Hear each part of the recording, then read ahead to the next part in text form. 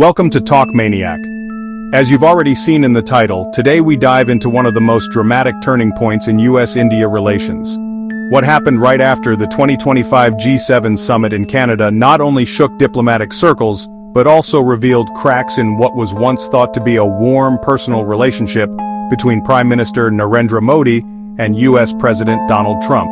So, without any further ado, let's get started. It all began on June 17, 2025, when the G7 summit wrapped up in Canada. World leaders exchanged smiles, shook hands for the cameras, and made their big promises as usual. But then came the unusual twist. Prime Minister Modi and President Trump, once known for their warm friendship, missed each other by just a few hours. Trump left the summit early while Modi was still arriving. At first it looked like bad timing, but in geopolitics timing is rarely accidental. Many observers immediately felt that something deeper was brewing. That evening, India's External Affairs Minister S. Jaishankar told Parliament there had been no US mediation offers between India and Pakistan. But just hours later, Modi and Trump had a 35-minute phone call. During that call, Modi reportedly made one thing crystal clear: India does not want US mediation in matters involving Pakistan. This was a direct blow to Trump's claim that he had personally mediated peace after Operation Sindoor in May. India essentially told the US president that his claim was false. Trump, known for his ego, didn't take that lightly. The very next day, June 18th, Trump pulled a bold move. He invited Pakistan's powerful army chief, Asim Munir, to the White House.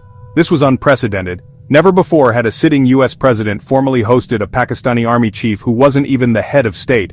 It was more than symbolism, it was a signal. For India, this felt like a betrayal.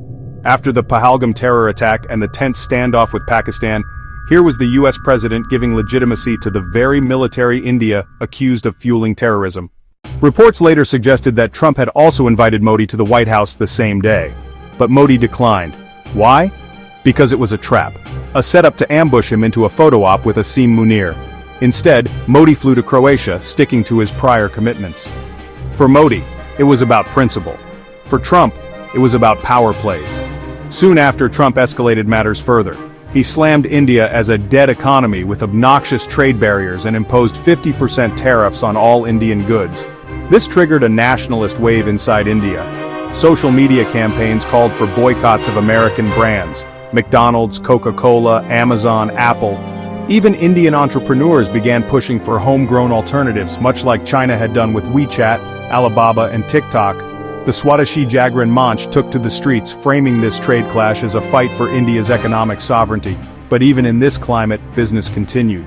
Tesla quietly opened its second showroom in Delhi, attended by both Indian and US embassy officials, proof that commerce often moves even when politics clash. By early August, Modi and Trump spoke again.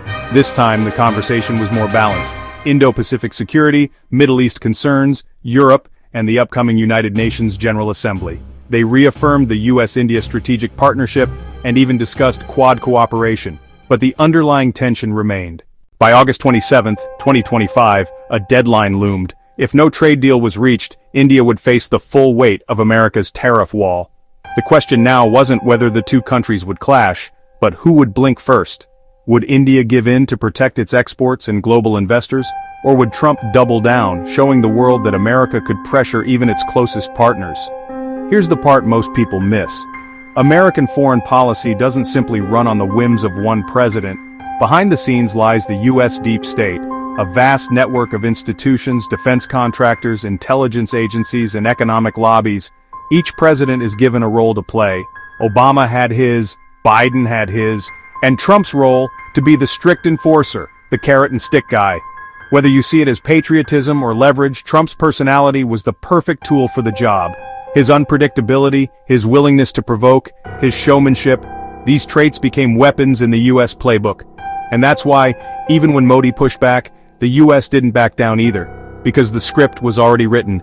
Turn up the heat, force nations to choose, and keep America at the center of global trade and security.